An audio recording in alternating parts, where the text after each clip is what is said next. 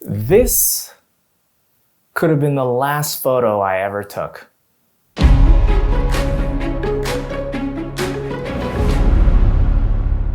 Hi folks, welcome back to the channel. My name is Eric. If you are new here, I am an adventure, lifestyle photographer. And over the past couple of years, it has obviously been difficult to go out and travel or to go out and do the normal adventurous things that I like to do with a bunch of friends. And so I thought I would take advantage of my years and years of archival photos and videos and things like that and start to pull some of the ones that have really interesting or unique stories behind them, or in this case, lessons learned. So to kick us off on this potential new series is going to be a photo that I took very early on in my photography career, and honestly probably almost cost me my life. And that is this photo here. So if we take a look at it, it's nothing that special. And as I mentioned, it was very early on. It was one of the first photo shoots that I went out on. It's shot on JPEG. There's pretty much no photoshopping in it. This is pretty much how it came out in camera, so everything is real. And it's one of those photos that everybody, when they see it, immediately has a whole bunch of questions for me. So the first thing they always ask is, why is your crotch lit up? And then the second thing is that a train? Is that real? And how close is it? And the answer is, as I mentioned, nothing is photoshopped in this. And yes, that is indeed a train coming straight at me while I am standing on the train tracks. And we'll get into why that is a horrible idea as I continue the story. So let's rewind though and go back to the beginning. When I first started photography, it was actually my friend Tangy that got into it. I mentioned him a couple times on this channel before. So one day he calls me up and he's like, hey, I have a friend of mine, he just wants to do some cool like headshots somewhere. I was driving along the highway and I saw this really cool power station. It has all these sort of lights and things. If we go at nighttime, it might be cool to get some like bokeh in the background. So I go with him and the three of us drive to this power station, and we knew obviously, we're not gonna be able to get in or anything like that. We weren't trying to break in or anything. We just wanted it in the background. And what we stumble upon is a whole set of train tracks behind the power station. My friend Tangy and his friend go off and they start taking headshots, and they're just like, Eric, like just chill out, do whatever you want for now. We're just gonna go take our shots. So I was like, okay, sure. I'll just do my own photos as well. And so I see these train tracks and I'm like, okay, at the time, this was many years ago, the crazy Instagram fad or whatever was to, get some shots of you standing on the train tracks. And it is a horrible idea, but here we go. So since this was early on in my photography career, I didn't have a ton of gear. I think I was shooting this on an APS-C cropped camera, and I had a tripod, and that was it. Like, I didn't have any remote trigger. So I believe that this was shot with a 50 millimeter. So because of the crop, it makes it like a 70-ish millimeter.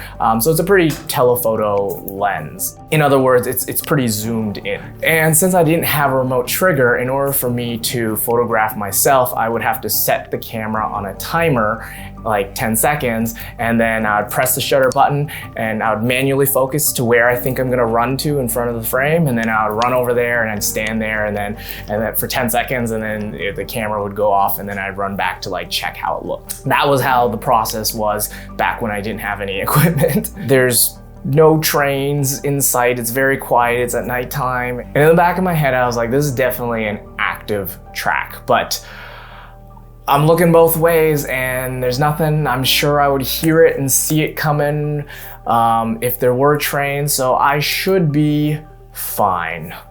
That is what I thought. So before I continue the story, let me just give you a general layout of how things were. So we basically had these train tracks that kind of went and curved a whole bunch of like hedges and things on this side. So there was nothing there, like you couldn't get through. It was just very dense stuff.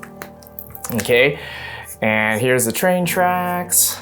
So this is kind of how the layout was we had basically a train track that was straight on one end, it just kept going, and then the other end, it curved around a corner, and you couldn't really see around that corner. Then there was a whole bunch of hedges lining the right side so that you couldn't really get through. It was like a bunch of dense hedges and then like a fence, I think. So it was basically just blocked off, like, I don't know, 8 feet from the track that I was on. And then the other side was just a whole bunch of other tracks and things. And as mentioned, I had to set up my camera, and what I would do is I would run in front of it and stand there and pose, and then the camera would click, and then I would run back to check it. And because it was a crop sensor camera and I had a pretty telephoto lens, it meant that it was pretty zoomed in. So in order for me to get a full body shot like I wanted, I actually had to run quite far away from the camera. It was probably, you know, like 30 feet or something. At any rate, it's a lot more than you would expect it to be. I'm a lot further away in reality than it looks on camera. So I'm taking these photos, and again, bearing in mind that there is a curve up ahead that you can't see around the corner for. And there is a hedge and a fence line blocking everything so that there isn't a huge amount of escape room depending on which way you're trying to jump. So stupid. I haven't quite gotten the photo yet, so let me just try one more. So again, set up the camera, manually focus on the spot that I'm gonna run to, set this timer, and then I run forward. And what I realize is that a train has now rounded the corner and is coming directly straight at me, exactly on the track that I am standing on. And me being young and stupid, I figure I just gotta get this shot. This is gonna be kind of cool. I can definitely be fine. It's not moving that fast. It's all good. So now I'm standing on the track, camera's behind me, train has now rounded the corner and is directly coming towards me. It hasn't quite cleared the corner. If you notice the photo, it's like right at the edge of the corner, about to be straight in front of me. The photo gets taken, I turn around and I run back to grab my camera. I grab my camera and the tripod that it's on, and I jump off the track. And again, there's this hedge.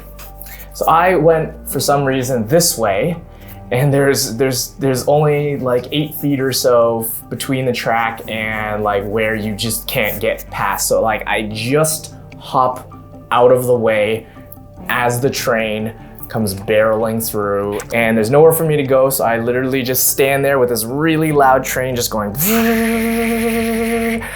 through. The conductor saw me as he rounded the corner and started blaring his horn. And then as the train was coming by, the track is obviously very loud. And so I'm just now here holding my camera and tripod in one hand and just like covering my ears with the other. And just thinking, oh my God, like that was actually really close, because I don't know if you know how trains work, but it's not like an immediate stop. They take a while to stop. So even though the conductor saw me, there's not much he can really do besides give a warning and be like, get the hell off the track, because I'm not gonna be able to stop in time.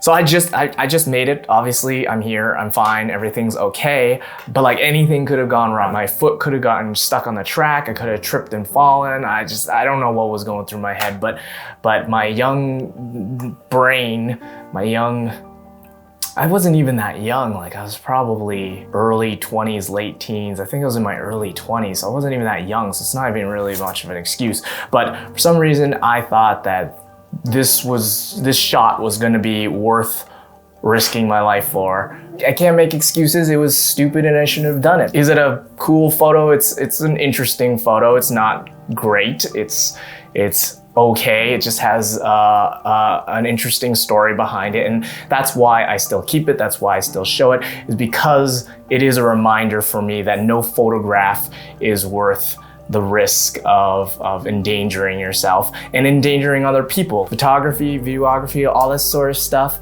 Create these memories. It is fun, but do it safely because, you know, life is very fleeting, life is very fast, and you don't want to go out doing something stupid that's totally not worth it. Yeah, so anyways, that's the story of the photo that I almost gave up my life for. So this is just one of many photos and videos that have what I think are pretty cool stories behind them. So if you are interested in hearing more, learning more about some of the ones and behind the scenes of how I shot these images, then, you know, consider subscribing or whatever. Ultimately, the moral of the story is just don't waste the time that you have. Go hug your mother, tell your partner you love them, call your friends, check up on how they're doing. People are going through difficult times right now, and I think it's important that we all make the best of the moments that we have and make sure that we keep focused on what is truly important. Stay well, stay safe, and I will see you on the flip side, okay? Peace.